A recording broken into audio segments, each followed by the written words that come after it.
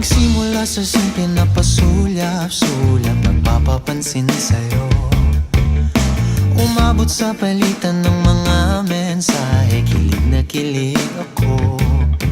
Kumusta, kain na, hello, magandang umaga.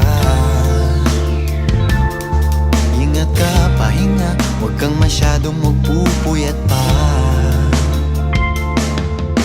Naramdaman ng puso na dahan-dahan akong nahuhulog sa'yo. Sa kada araw natin na pag-uusap, meron ng